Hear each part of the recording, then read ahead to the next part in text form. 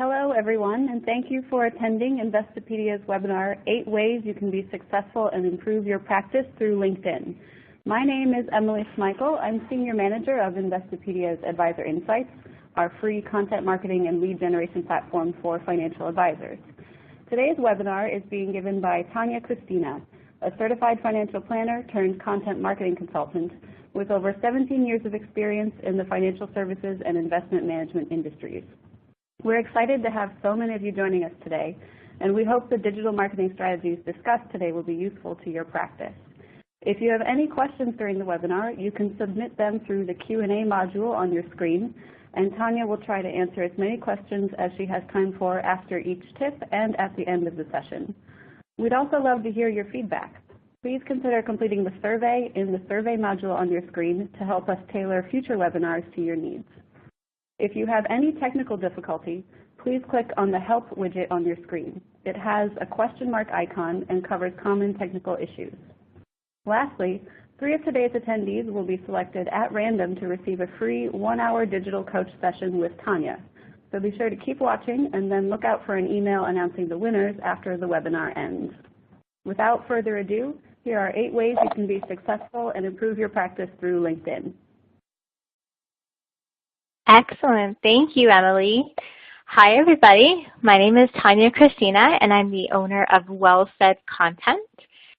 So as Emily mentioned, I'm here today to help you grow your practice online through LinkedIn and talk about different digital marketing strategies that you can implement in your day-to-day routine to help achieve whatever it is that you'd like to do online, whether that be communicate better with clients, use it as a customer service tool and another way for clients to reach out to you, in addition to phone and email, of course, and then also to prospect if that's something that you're at that stage right now in your business. So this is an interactive session. We would love to hear your feedback and questions throughout the session, so please do use the chat box that you should see on your screen.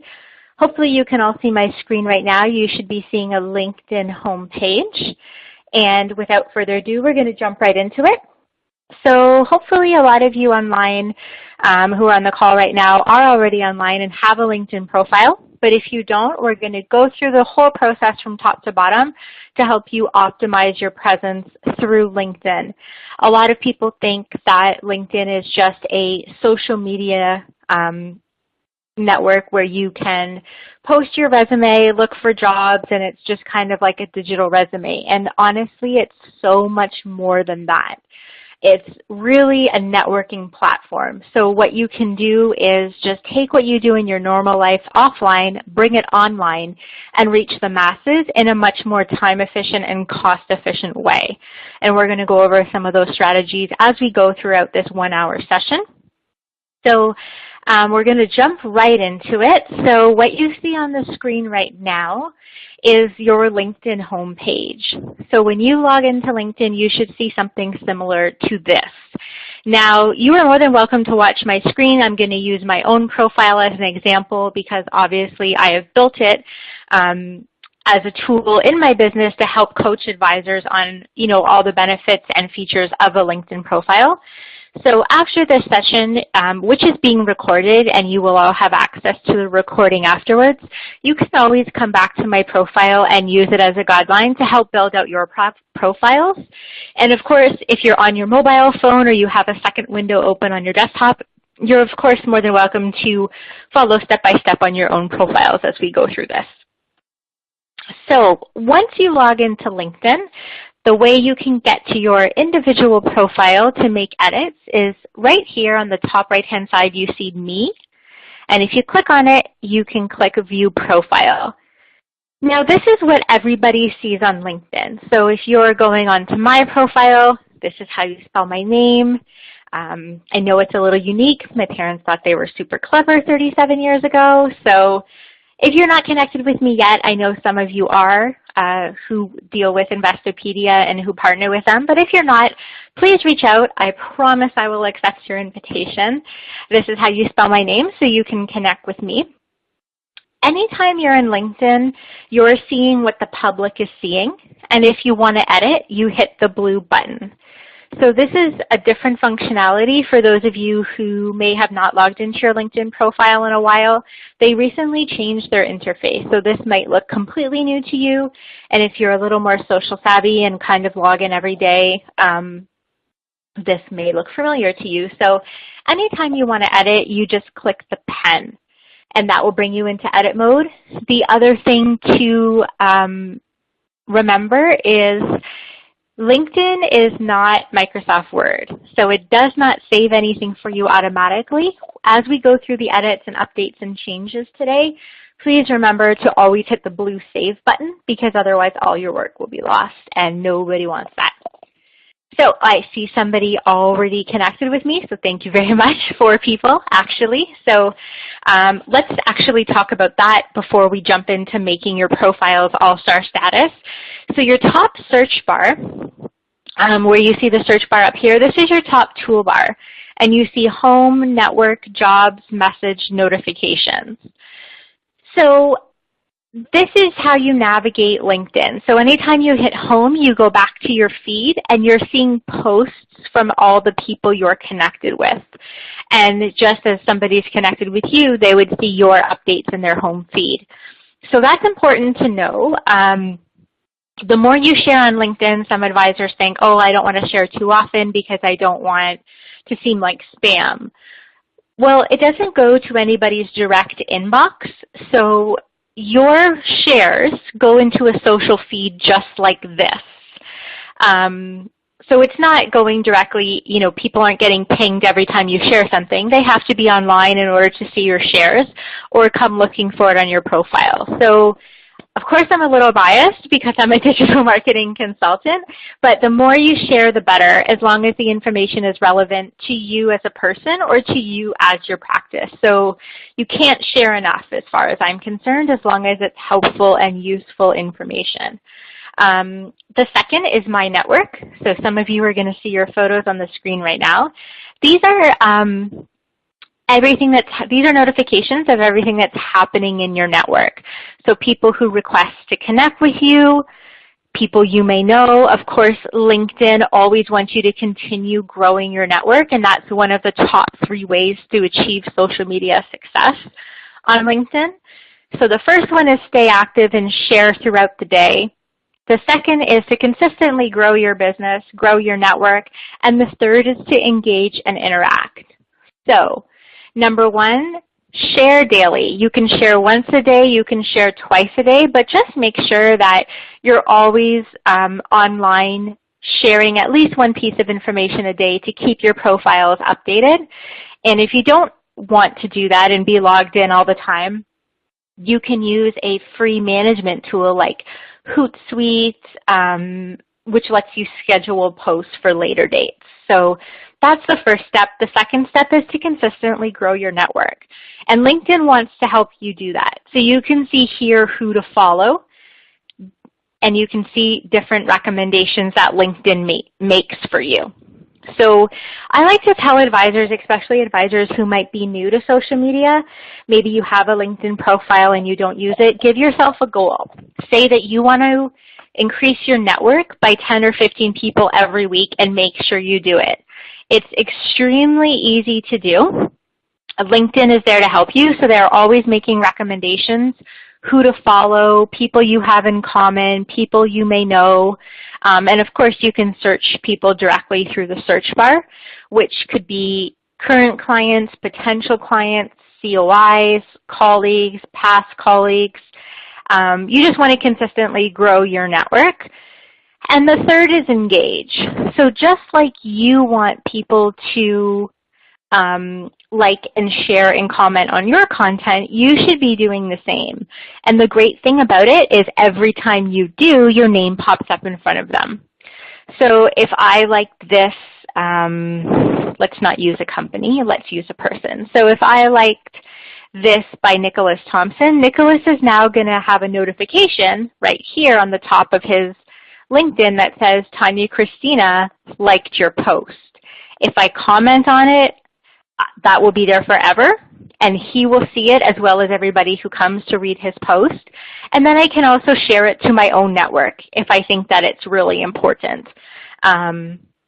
And as a digital marketing coach, of course, I think privacy online is very important. I think that people should only see what you want to share, and I definitely don't think all of our personal privacy should be invaded. So I want to share that. And now it just went out to all of you who are in my network. So those are the 3 ways on a basic level of how to achieve social media success: stay active, grow your network, and engage with your audience. Another thing that's really, really great about LinkedIn is they make it super easy for you to stay in touch. So if I click on notifications, or if you guys are logged into your notifications, into your LinkedIn profile right now, click on notifications. This tells you everything that's happening in your network right now. So I can see that 3 people are celebrating a birthday. I can see that Soraya is also celebrating a birthday. All I have to do is click happy birthday, and she gets a message. So she's going to get an inbox message in LinkedIn that says, Tanya Christina wished you a happy birthday. Can you think of a better way to stay in touch with a client? I mean, it took 1 click. You didn't have to dial a phone number. You didn't have to wait for it to ring 9 times and leave a message. You didn't have to spend time typing an email. All you had to do was click happy birthday. And maybe if I'm an advisor and I've been trying to get in touch with her for a little while, or my emails are going unanswered for whatever reason, hopefully she's not ignoring us. Hopefully they're going maybe to spam or something. She's notified on LinkedIn. The other great thing about being on social media is that people are always connected. So a lot of the time I get a question from advisors saying, well, I already have a website. Do I really need LinkedIn? And the answer is absolutely yes, because they're not competing with each other. They're complementary. So your website is where people come to learn more about you and get detailed information about your services and products and what you do and your background. But they have to physically have a reason to come there. Whereas social media, people are connected via their phones, via apps, via whatever all the time. So social media is an easy way to share information and drive traffic to your website. So example, this is the website for Well Said Content, my digital marketing consulting company. And if we've been on this call for what, 10 minutes, and you never even would have known this existed, but 18 of you have connected with me so far on LinkedIn. So now when I share updates, the 18 of you plus the other 1,100 people in my network will get my updates, and I can drive traffic back to my website where you can come and learn why content is important for your business, a little bit more about me and the company, as well as the services that we offer, just like clients would for you guys.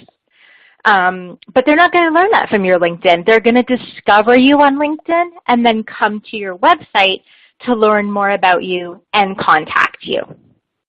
So that's how the 2 work together. But before that happens, you have to have an all-star LinkedIn profile with all the information that anybody would ever want to know about you before taking it to the next level, which is hopefully contacting you to book a phone call or book an in-person appointment. Before we jump into updating your profiles, does anybody have any questions about what we've talked about so far? If you do, please use the chat feature. Emily is monitoring it in real time, and we hope to answer all of your questions. Yeah, hi Tanya. We actually do have a question from Holly Thomas. Holly asks, how important is it to have a business page on LinkedIn in addition to an individual page? And if you do have both, should you be posting content on both pages? Excellent question. Holly, you're melting my heart right now. I'm so glad you asked that. Okay, so the answer is yes, you could have a company page to increase your presence, and especially if you have employees, because you want them to link to your page. And the more people who see it, the better. However, it's not your bread and butter. Your personal LinkedIn profile is your bread and butter, and you might share on your LinkedIn business page once a day, but you can't engage. You can't make personal connections. People can just follow you. So it is good to have, especially if you have employees, so that they can put on their profiles that they're linked, that they work for you, and people can discover your business. But your personal profile is your moneymaker. People do business with people, especially for financial advisors. We all have designations. We all have experience. But people have to get to know you. Why would somebody choose, you as a CFP versus the guy in the same building on a different floor or the guy around the corner at a competing firm? And it's because they have to like you. They have to make a personal connection with you.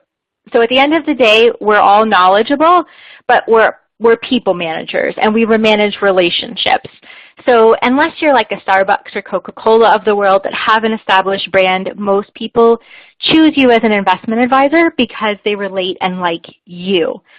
So you can have both, but if you don't have the time for both, then I would absolutely say your personal profile is your number one priority, just because that's where you can do so much more on LinkedIn.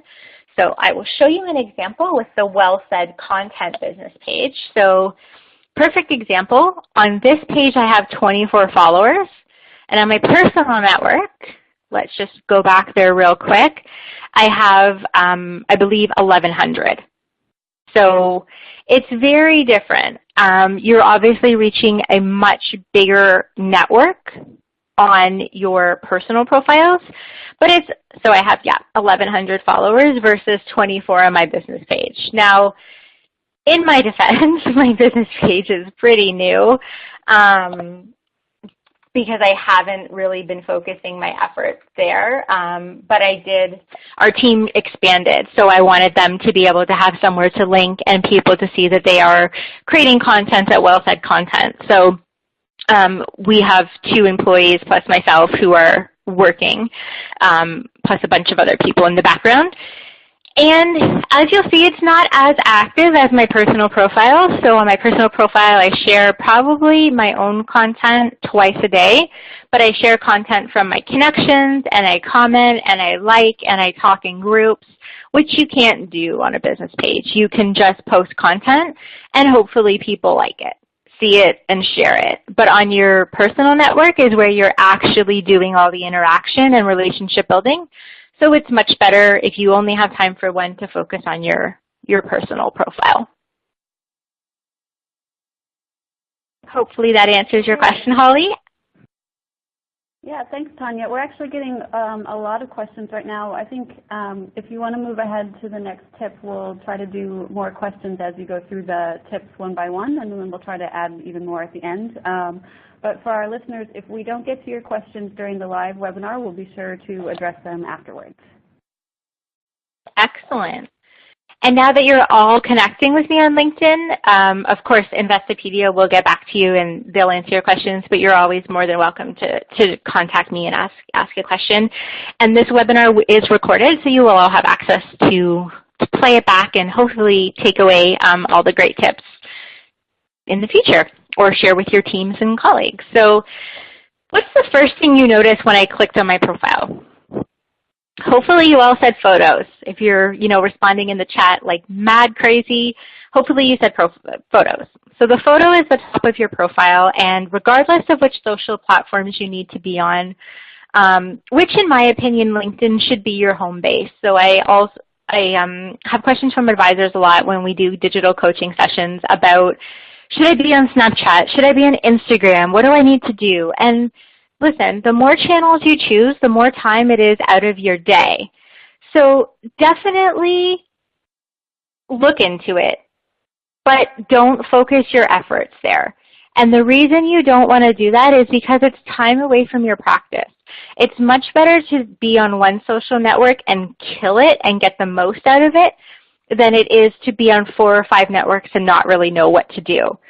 And if you only have 15 or 20 minutes a day, LinkedIn is your place to be. That's where people are hanging out. It's where your COIs are, clients, potential clients, and you can join groups and you can blog. So it's not just an online resume. It is actually a networking platform, and we are going to get into all that. So the first thing is a photo. So your photo should be recent, it should be in color, and it should match everywhere else that you are online. So there's 2 photos that you need. One is your background photo, which is here you see the roses, the coffee, and the notebook. And that represents me. So as you all get to know me, I love Starbucks. I try to limit it to 2 a week. I'm not one of those 4 times a day people. Just because I am a CFP and spending $5 5 times a day would really, really hurt my heart. I love flowers, and I'm a writer by trade, so of course I have a million notebooks everywhere. So this is a photo that really represents me. You can have anything in this photo that you want that represents you as a person or as your business. So you could change it with the seasons. If you wanted to do like a summer, fall, winter, spring image, if you live in a city where there's a big landmark, off the top of my head, like New York City, if you wanted to put the Brooklyn Bridge or the Empire State Building, or if you live in St. Louis and you wanted to put the Arch, or Washington, D.C., you know, anything that is recognizable in the area where you work would be a great photo. You can also do hobbies. So I have some advisors who have like a really great picture of water or a really great picture of a boat because they're into boating, and their clients would know that about them. But whatever it is, it should be consistent across all the social media platforms that you're on, as well as your website. So you'll see this is my profile picture. That's the second picture you'll need. And if you come to my website, it's the exact same photo. And the reason that that's important is if somebody Googles you, so if somebody is referred to you by a colleague or neighbor or COI or current client, and they don't look you up natively on LinkedIn, and they Google you, you want to make sure that everywhere you are, they know that you're the same Tanya Christina or the same John Smith, because you don't want any confusion. The photo should also be recent. This is actually what I currently look like. And if any of us ever get to meet in person, you'll know exactly what I look like. It won't be a surprise. That's also very important because you need people to relate to you. Don't be wearing sunglasses. Don't be in a bathing suit. And I'm saying it because I've seen it. So remember, it is a social network, but it's a professional network. And your photos should match everywhere. The second part is your first impression. So this is your name, your tagline, which defaults to your current job, but you are always more than welcome to change it. And how you do that is you just click the pen, and you can change your headline to whatever it is. So some of yours might be financial advisor at XYZ Financial Planning, and that's okay if that's your current job and you want it to be like that. But you can also do certified financial planner helping small business owners and their families since 1942, hypothetically. You could do it either way. But yes, absolutely it's there. As you're going through your LinkedIn profile, please make sure this little section here is off. If it looks like this currently, every time you change something on your profile, your entire network will be notified. So please just click it over to no, and then you can work on your profile. When it is no, your content is still shared. So anytime you share a link to your website, a blog post, or a third-party news source, it is absolutely still shared to your network. It's just when you change information on your profiles that people aren't like, oh, Tanya Christina got a new job, and I didn't. I'm just updating my profile. So that's important. And again, in the edit feature, this is also how you change your photos. The photo has to be on your computer somewhere. So if you have a photo of your own, fantastic. Just make sure it's on your computer somewhere, either in your downloads folder or your desktop. Click, and you can upload it. Same thing with your profile picture. You just click on the edit button, and you can change it at any time. Please do not steal photos online. If you don't have a good photo, don't type the name into Google and take something, because often those photos are licensed. If you don't have a photo of your own that you would like to use, I'm going to give you a whole bunch of free sites right now that offer royalty and license-free photos. So that's how you will get them and download them. But please don't steal anything, because it could have big repercussions for you.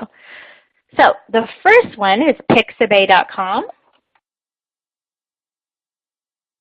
And that's how you spell it. So you just type something in. So let's say New York City, if that's something that, New York skyline, even better. And then all of these photos, you just click on them and you download them for free. So you have the right to use them. So please, again, I can't stress this enough, and the repercussions it could have. I've seen advisors get in trouble for this. don't Google. Please come to one of these free sites. So pixabay.com is the first one. The second one that I really like is idpinthat.com. So for any of you who use Pinterest, that's a Pinterest reference, and it's exactly the same behavior. So you just search. So let's say somebody is in Chicago and you wanted the Chicago either skyline or a lake or a boardwalk, or actually it might be called Riverwalk there. Anyways, that's what you would do. And again, you just click on it and then you download it. The third one that I actually also really like is getstencil.com. So this has two different models.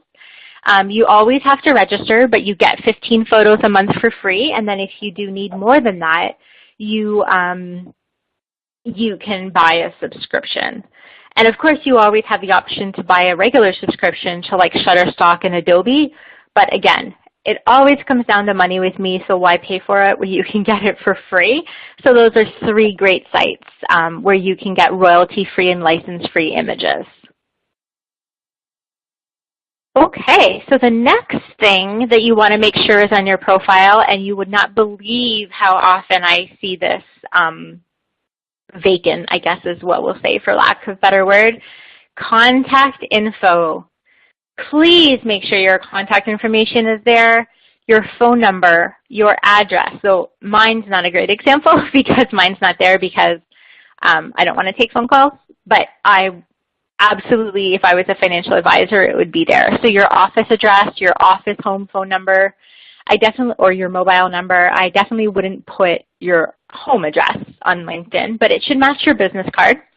You can put your email addresses, other social networks. So if you have a Facebook business page or you're on Twitter, you can absolutely add those in there too. And then your birth date, which you can see you do not have to add the year if that's not something you'd want to share, but the date and the month can be there if you want it to be. And websites, so you can add in as many different websites as you like. Again, other social media networks, your business website, a business blog if you have it. It could be charities you support, but you can add all of that in. You just click Add Website. And then you can choose the category. If you choose Other, you can actually type in what people will see. So currently people are seeing personal and company, but you could do Join Me on Facebook. And then put in your Facebook URL here, which would be http://facebook.com, and then the name of your page. So you can do that too. But you don't want to spend all of this time making a great LinkedIn profile, staying active daily, which makes sure you show up on Google, building your network and engaging with people. You don't want to be spending those 20 or 30 minutes a day and not reaping the reward. So please make sure that your personal information and your contact information is always there. The more ways people can reach you, the better. And the last section in your first good impression is your summary. So I'm not sure if some of you have summaries, but if you're pretty new to LinkedIn, you might, and if you've been on LinkedIn a little bit longer, you might not. What it is your elevator pitch. So mine is short and sweet. For those of you who have websites, this is probably a copy and paste from your About Me page or your short bio that you have on the website. So it should be 3 paragraphs: who you are, what you can do, and how you can help. That's it. It doesn't have to be Tanya Parachuk, who was born in Toronto and now lives in Montreal with her husband, blah, blah, blah, blah, blah. You can do that, but honestly, people probably don't care. They're coming to your profile to get information about you. Are you the person they're searching for when they typed in financial advisors, Chicago suburbs? Hopefully you are, because that's how they found you. So this should be who you are, what you do, and how you can help. You don't have to write America's Next Great Novel. It can absolutely be a copy and paste or some edited version of your bio page on your website. But it should be very clear what you do and what type of client should contact you. And it will determine if people read through the rest of your profile to get more information. So remember that on social media, you're talking to the masses. Don't speak above people's heads. You can filter them out and tell them a little bit more about yourself to see if it's a good fit once they get in your office or once you get on a phone call. Here, you want to speak to the masses, general messaging, but you can throw in your areas of expertise.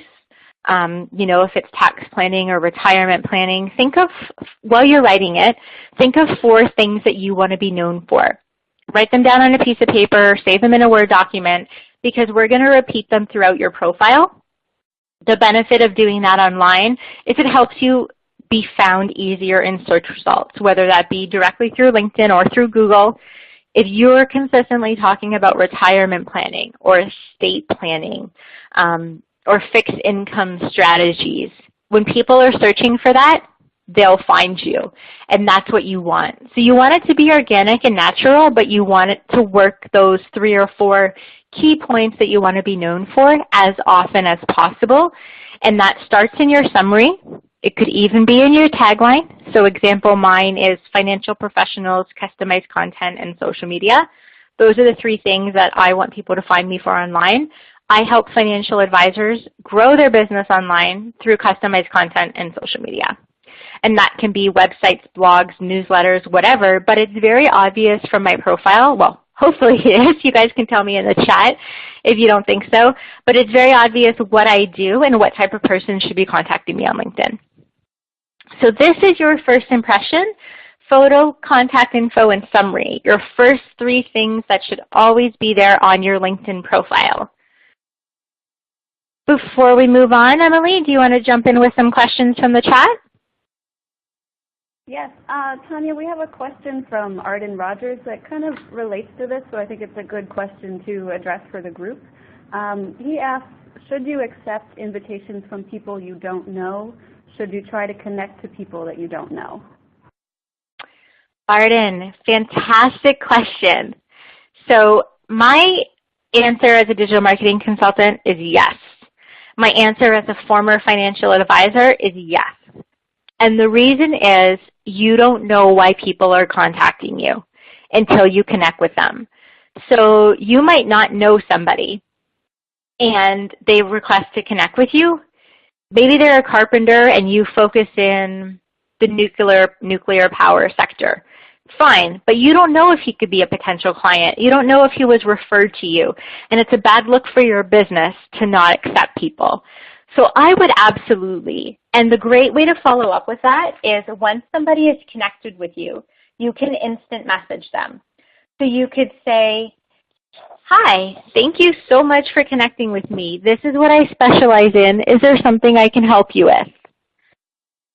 That's easy peasy. It opens the doors for lines of communication and hopefully prompts them to get in touch with you. If you don't want to do that, you don't have to, but honestly, for every new connection that you make on LinkedIn, I absolutely recommend it.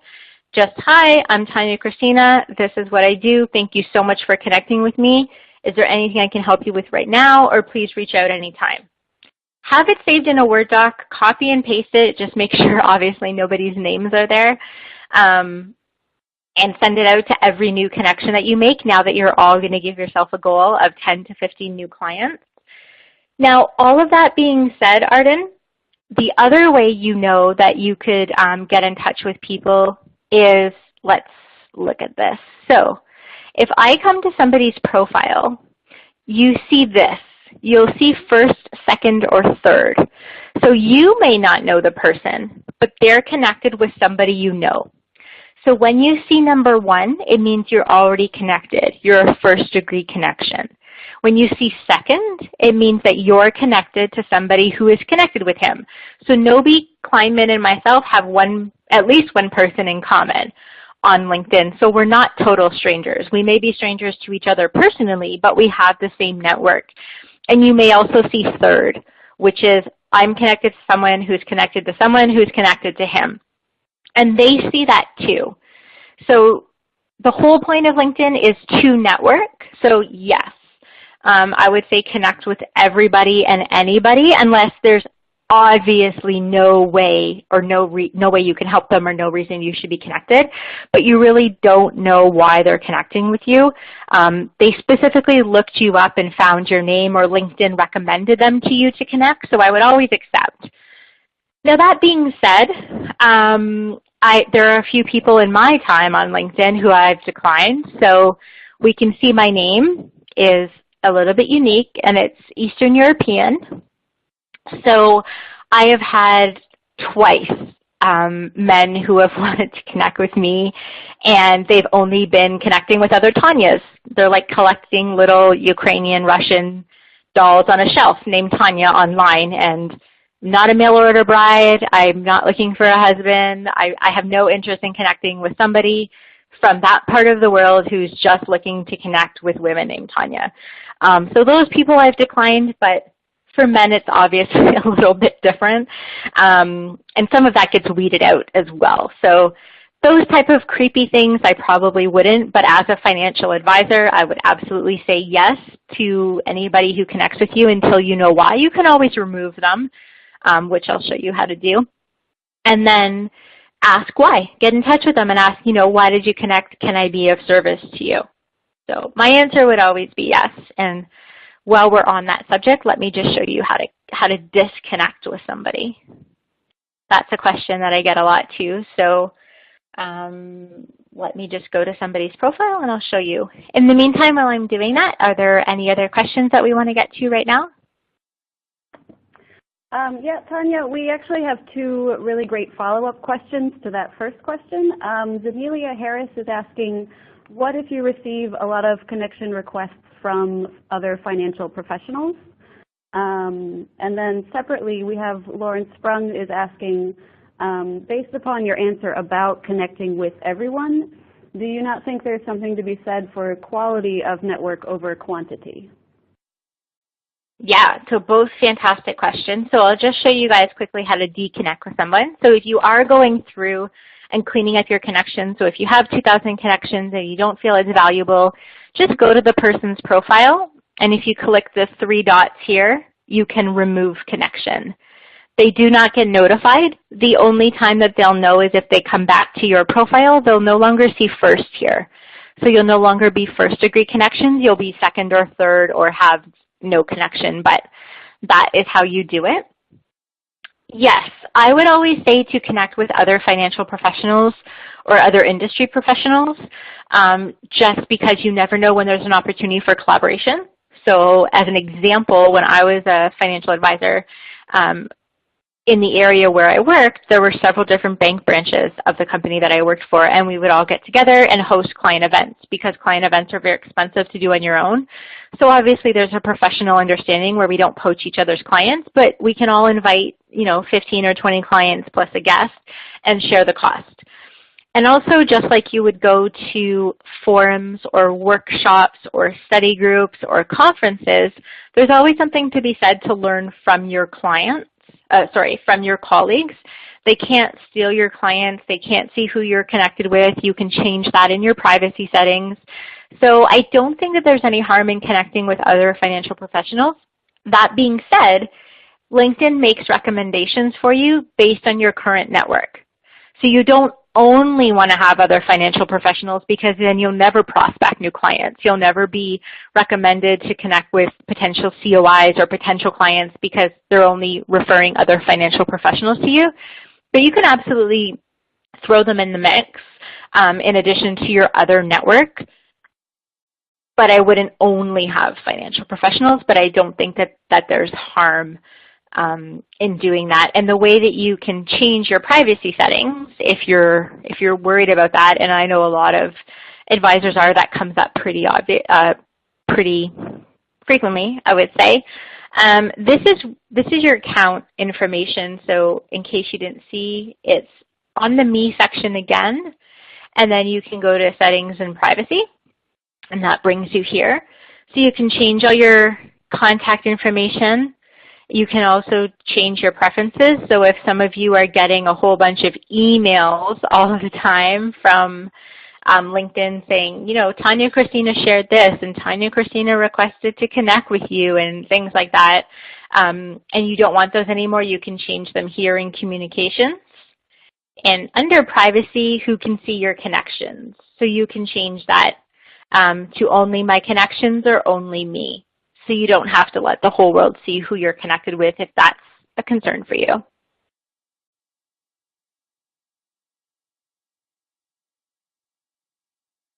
And the second part of the question, can you just repeat it, Emily? The second question? Yes, of course. Lawrence Sprung is asking, based upon your answer about connecting with everyone, do you not think there's something to be said for quality of network rather than quantity? Yes. Okay, so fantastic question. Yeah, absolutely. Not everybody that you're connected with is going to be your target market or a potential client. However, there are other reasons to be on social media. The Facebook effect, what they call it, is that's what they call it. And for those of you who have seen the movie The Social Network, this is going to get real familiar in a second. But it's not who you know, it's who they know. So it's not who you're sending the information to, it's who they're going to share it with. So you might have 1,000 connections. Are they all 100% valuable potential clients or COIs or business people who feed your business? No. But if they see your content and share it to their network, that's another 800 or 900 people who didn't know about you, who now know about you because one of your connections shared your information. So it could be your sister, your brother. They have no business connection to you whatsoever, your friend from high school, whatever. But you don't know who they're sharing your content with. So do you need 5,000 connections? Maybe, maybe not. Do you want to have a smaller network that's very targeted? Sure, that's okay too. But again, it is a social network. The purpose is to grow awareness for you and your firm and your business. So I think the more the merrier. Okay, great. Thank you. Let's move on to the next tip. Perfect. So the next section is work experience. So this is it. Now, if you're all looking at your LinkedIn profiles, one common thread that I see with advisors is here you guys have owner, CEO / president / advisor. Nobody in the world is going to Google that. So if you're at your computer watching this, please, if you want to open your LinkedIn, you can try it on the app, but the LinkedIn app doesn't have all the features that LinkedIn Desktop does. So we're going to do one of these together. We're going to go through all the sections, and then hopefully it helps you guys update all of your experience going forward. So again, you hit the pen because that's how you get into edit mode. So title. You can type investment and choose from the options LinkedIn gives you. You can type financial and choose from the options LinkedIn gives you. Please do not do CEO / president / advisor. The reason it's important to do this and choose is because now you're in the LinkedIn algorithm. Now LinkedIn knows that people searching for financial advisor can find you. If you don't choose from the option of the drop-down menu, that doesn't happen. So that's really important. And what you could do is you can explain it here. So you'll notice that, let me just get out of this and go back. So you'll see that my title is Content Marketing Consultant. It doesn't say owner and founder. But here in the description, I say that I founded Well Said Content to help financial advisors grow online through communications.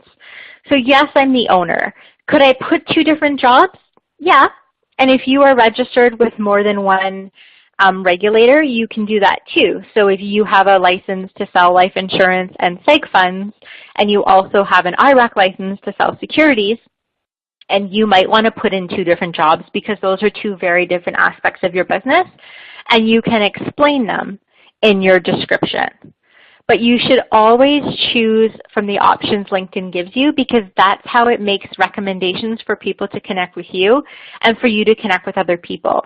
So earlier when we said you want to give yourself a goal of growing your network, you have to have something in common, whether that be a current or past position, an industry, a location, or connections. You have to have something in common for LinkedIn to recommend you to connect with other people and vice versa. And this is how you do it. So again, just type in financial advisor and choose whatever you want from the drop-down that LinkedIn gives you or whatever compliance lets you do. Same thing with your location. So not every town is going to be here. You might have to choose the next best thing and explain it in the description. So let's say, I don't know, a town in upstate New York. Okay, doesn't show up. Good. So if anybody's in Poughkeepsie, I'm sorry if that's not how you spell it. So let's say you work in Poughkeepsie. Okay, fine. It's not there. So LinkedIn won't know where you are and can't recommend you to other people in the area. So you might have to choose the next best thing, which might be Albany. Perfect. So you'll choose Albany, and here you can say serving clients out of Poughkeepsie in surrounding areas. But for LinkedIn purposes, you need to always choose the drop-down, the options from the drop-down on LinkedIn.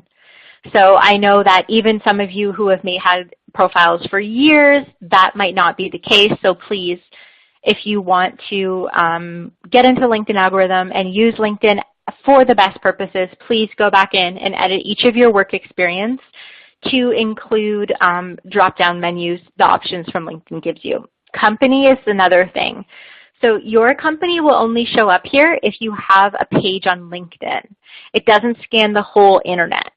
So if you work for a branch and they don't have a LinkedIn page, then you obviously can't link to them. But if your branch sister or parent company is Wells Fargo, then you could link to Wells Fargo. And again, explain it in the description once you go into what you do in this specific job and how you help clients. Yes, you should always have a description. So after your summary, this is the second place where you guys are going to be able to repeat those keywords that you want to talk about. Repeat the keywords that you want to be known for. Mine is in point form because I think it looks a little bit cleaner and I'm a little bit OCD. But hey, you are more than welcome to do it in paragraph form. It's really up to you. Are there any questions in regards to your work history? I know you're all madly, on your LinkedIn profiles, updating information. The other thing that, the reason why you want to choose investment manager, financial advisor here is because you don't want to be known as a small business owner. So if you just put CEO or president or founder, that doesn't tell anybody about why they should contact you. It doesn't tell anybody about your financial business. So explain it in the description, but absolutely don't use it as your title. I'll throw it over to Emily to see if we have any questions about that. Thanks, Tanya. We do have a question that's sort of related to location. So what would you say to advisors who are perhaps working remotely for a firm and they're not in the same location as the firm? Or on the flip side, what would you tell advisors who may be based in one location but are open to clients from across the country? So I would always put your biggest location, and then in the description you can say, what other states you're licensed to do business in. I would always put your head office location or what matches your business card. But if what matches your business card is a small town that's not on LinkedIn and doesn't help you be found in search results, I wouldn't use it. So always use the one that would drum up the most business for you and that people would be searching for in that location. Okay, great.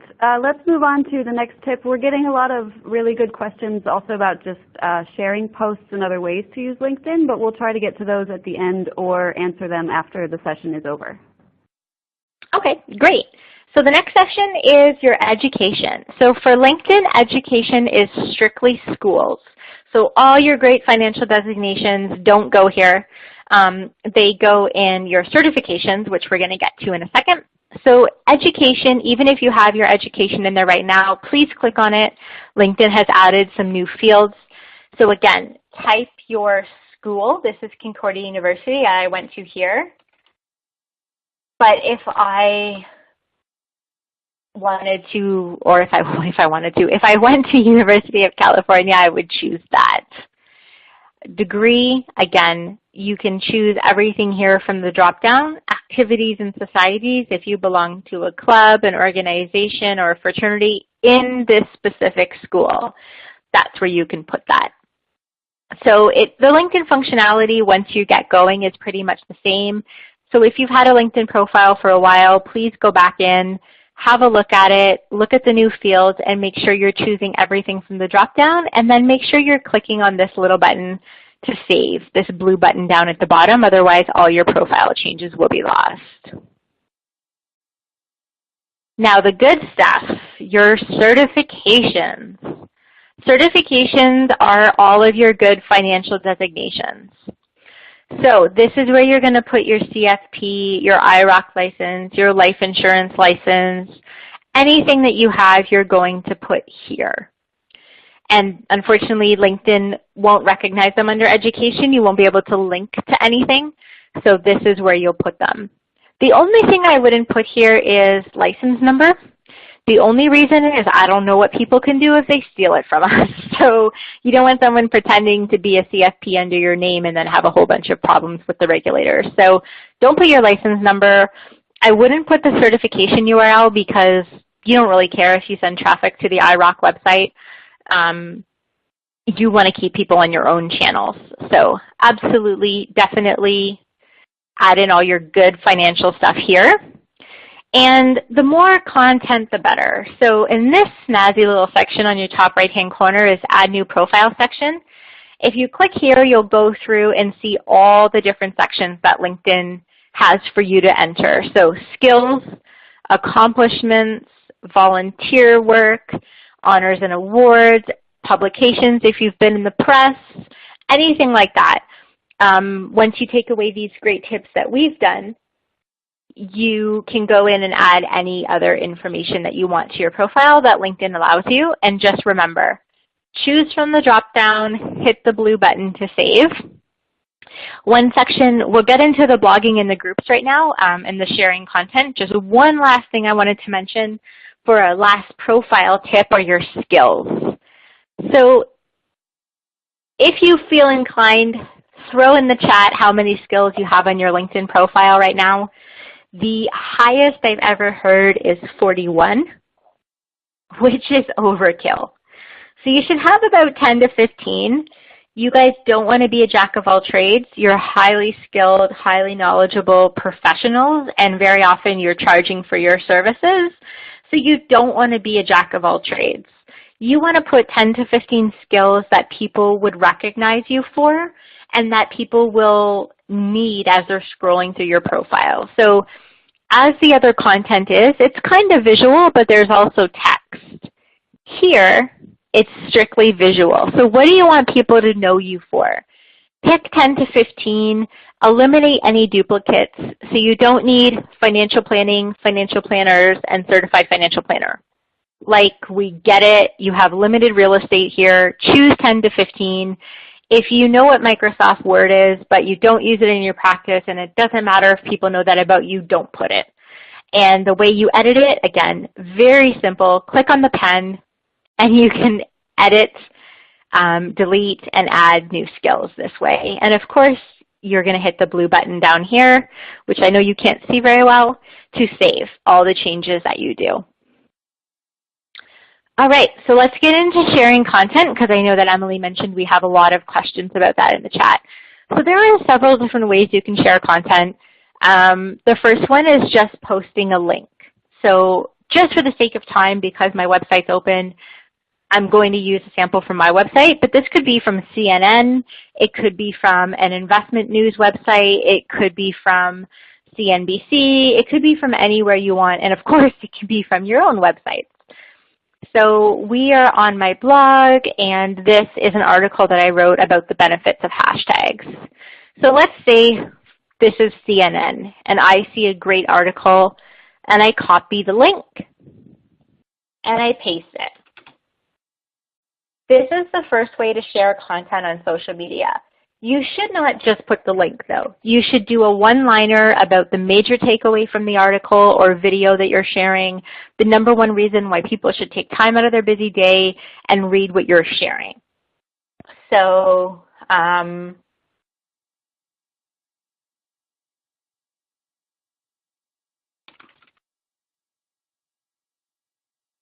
there you go. Perfect. So it's the #1 takeaway, and then I post it to my social network. So everybody who's connected with me will now get this in their home feed.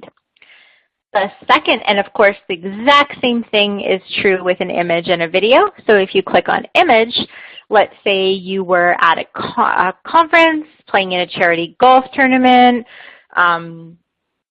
you know, anything related to you as a person or as a financial advisor, your business.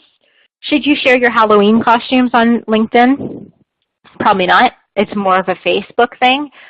But on Halloween, if your entire office and your whole staff are getting dressed up, you could post that kind of picture on LinkedIn. But like you with your kids is more, or you with your pet, is more of a Facebook thing. It's not really a LinkedIn thing. So the image, of course, just like the photos for your first impression, for your background photo and your profile pic, it has to be on your computer, and you just choose it, and it will go right there. Once again, you can mention a one-liner. LinkedIn actually now does use hashtags, so you could always do hashtag financial advisor and then send it out to your networks if you wanted to. And the third, I'll just hit post so you guys can see it. And now a hashtag, just for those of you who don't know, it's an afterthought or a subject. So now what I'm doing is I'm seeing everything on LinkedIn by people who mention financial advisors. So should you be using hashtags? Absolutely. Use keyword hashtags, financial advisor, hashtag retirement planning, hashtag Chicago, hashtag New York City, because everybody on that particular social network, whether it be Facebook, LinkedIn, Twitter, Instagram, whatever, looking for that hashtag will now find your post. So just like if I was in the mood for some new clients for well-said content, I would look up hashtag financial advisor and get in touch with all these financial advisors who might need my services. But if I didn't look up financial advisor hashtag or they didn't use it, I never would have found them. So it's a great way for you guys to find new clients, specifically if you do hashtag in your geographic location. But it's also a great way for potential clients to find you who might be looking up hashtag retirement or hashtag tax or hashtag Atlanta, you know, whatever it is. So I would always include 1 or 2 hashtags in every post that you do. Probably not more than that because you don't want it to be overkill, but 1 or 2 hashtags in every post. And the third way you can share content, which of course as a content marketing consultant, I 100% suggest you do, is write an article. So I know you've heard me say it 3 times already, but I'm going to say it a 4th. LinkedIn is not an online resume. It's a social media platform. It's a network. So you can blog. Every time you write your own articles, whether that be on your websites, whether that be on Investopedia Advisor Insights, whether that be in a newsletter, repurpose your content here on LinkedIn. It doesn't get lost in a social media feed. It lives on your profile forever. So if you are spending an hour and a half writing a great article and publishing it somewhere, repurpose it on LinkedIn. Get the most bang for your buck. Again, if it's on your website, people need a reason to come to your website to find it, whereas your entire network will be notified once you share it on LinkedIn. And what that looks like is this. So if you go to your profile or you come to my profile, as you're seeing here, you'll be able to see all activity. So, whoa, sorry about that. So on the right-hand side, you see everything that I've liked and shared and commented on. But on the left-hand side, you see all my articles. These are my blog posts on LinkedIn. If you come to the website, they are also there. I repurpose them. I send them out in newsletters. I send them out after client meetings as follow-ups like, hey, Jim, thanks so much for the content marketing consultant session today. I know we talked about how to get started writing your first blog. Here's a resource. Send people back to your LinkedIn profile. The more content you have, the better. Not only from follow-up meetings, but potential meetings, potential clients. Say, hey, you know, I'm looking forward to meeting you on Tuesday. I know we're talking about your retirement plan. Here's an article I wrote about what you need to know about pensions. Easy as that. Let them keep in touch with you. Share your digital properties. So if you click on one, how long does it take to write a blog post, you'll see these are my words. And you don't have to write America's Next Great Novel. You don't have to write 4,000 words.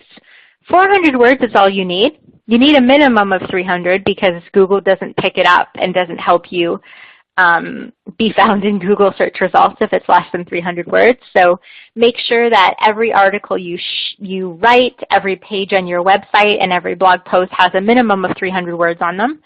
But yeah, absolutely. And now every time somebody comes to my profile, they see these.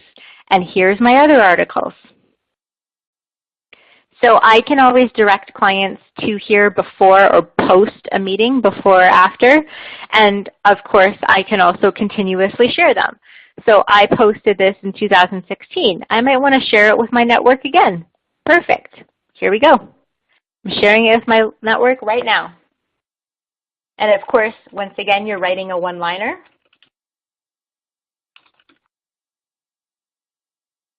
Perfect. There we go. Done.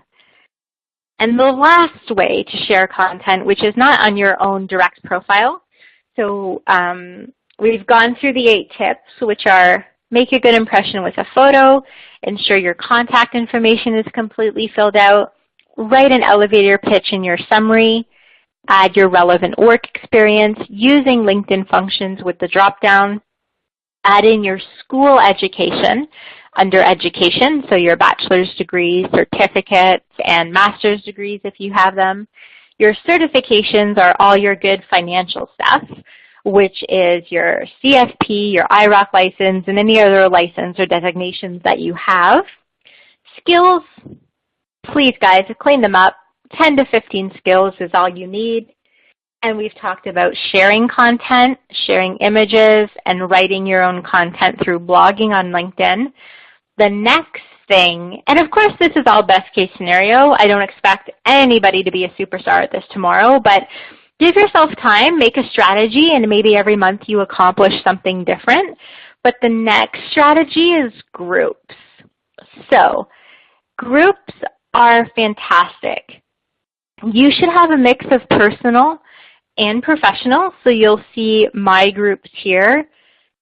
Some digital marketing stuff, some social media stuff, some finance stuff, and then of course some women-focused things like women professionals or women in finance and stuff like that.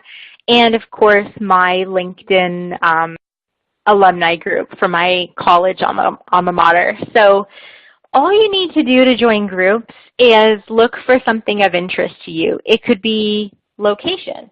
So if you are in Phoenix, we can search for Phoenix and search for groups in that area. And Phoenix Networking Group, I mean, could you think of a better place to go? Where else with one single action are you going to reach 9,834 members?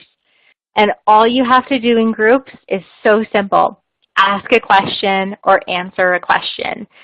Should you be going in there saying, I'm the best financial advisor in the world, here's a link to my latest blog? Probably not, because people don't buy things that way.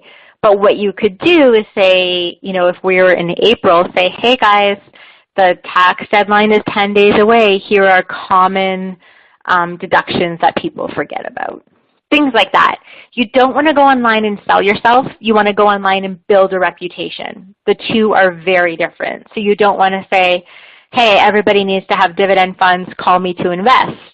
But you can write an article or share an article from Morningstar about how a dividend fund differs from a blue chip fund, or how a dividend fund fits into a well-balanced portfolio.